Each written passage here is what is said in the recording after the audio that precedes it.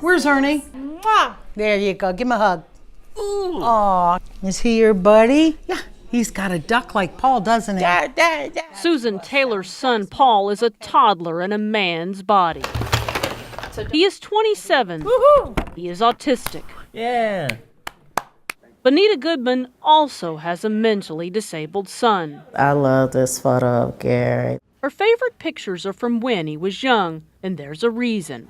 Before Gary got really sick, he was a great kid. Gary has a low IQ. He was diagnosed with paranoid schizophrenia as a teenager.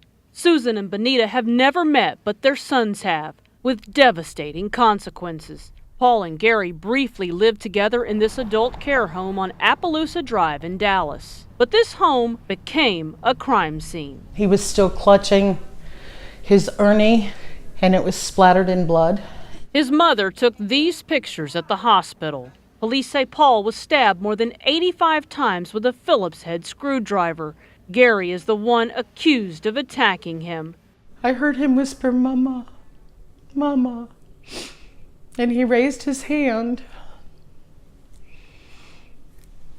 And I kissed it, and he said, "Ow."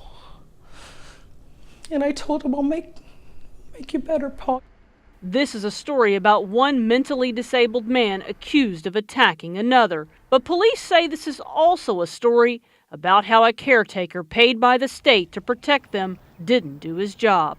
Once we started digging, we found an even bigger problem. A system designed to protect medical privacy instead put the disabled in danger. There are not enough adjectives in the English language to describe the horror that this boy lived through. Gary and Paul were placed in the home as part of a federally funded program designed to keep the intellectually disabled out of institutions. When Susan moved her son Paul into the host home on June 29th, Gary had already been living there.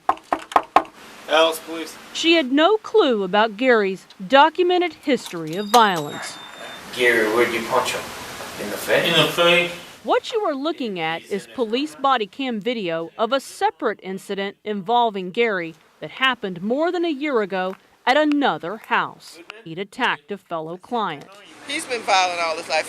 Listen to what a supervisor with the company that operated that group home told police. Y'all can take him to jail.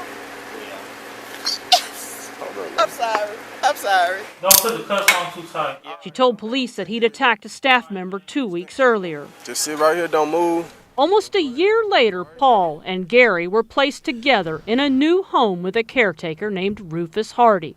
On July 4th, days after Paul moved in, police say Gary assaulted Paul and gave him a black eye. Hardy wasn't there when it happened. Police were never called. Paul's mother also said she was not told. They should have told me. I would have taken Paul out of that situation. 4 days later, Hardy does call 911 for a new emergency. It's been a bad accident, very bad. It had to happen last night because whenever I woke up, there was blood in the rooms. Hardy gave the impression to the 911 operator that he was there, but he had actually left someone else in charge of his 3 disabled clients. Only that man told police he wasn't there either. To leave Paul alone with this individual after knowing that he'd attacked Paul before is unconscionable. No one knew Paul had been injured for hours, not until he walked into the kitchen with a bloody face. Police say Gary fled after the attack. He was captured weeks later. The arrest affidavit shows Gary admitted he stabbed him a lot of times. Oh, this is not good. Gary's mother had no idea how badly Paul had been injured. They should not have been left at that house by themselves, because they're like children. Paul and Gary were placed in Hardy's home by separate companies known as providers. Paul's provider was a company called Ahora y Siempre. That company's owner, Francisco Gonzalez, hired Hardy to care for Paul. The company canceled its contract with Hardy immediately after the stabbing. According to what he told us, he was going to be the sole caregiver. Remember, Hardy wasn't even at home when the attack occurred, and neither was the person he left in charge. How upset are you with Mr. Hardy? I feel very betrayed by him. We trusted him. So who should have prevented Paul and Gary from living together? Well, there's no easy answer to that. Client history, even involving violence, isn't shared among providers or by the state. The reason? Medical privacy laws, meant to keep people safe.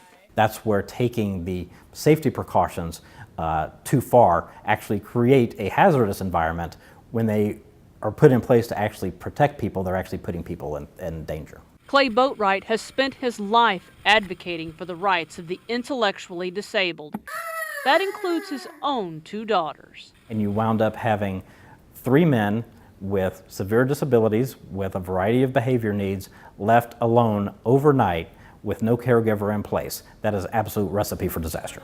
We caught up with Rufus Hardy and tried to ask him questions. Why weren't you at the house when Paul Taylor was attacked? I want to talk to you about Paul Taylor. Hardy said nothing. Later, he texted that he had not been notified about Gary's history. The state confirms that Hardy is still able to care for clients. It's not Gary's fault. It's the people who was supposed to have been taking care of Gary. It's their fault. Gary is now in jail, charged with 2 counts of injury to a disabled person. Mwah! There you go. Give him a hug. Paul Aw. still has night terrors. And butterfly kisses. He's afraid to leave home. His mother's afraid to let him leave. I love you, Paul Taylor.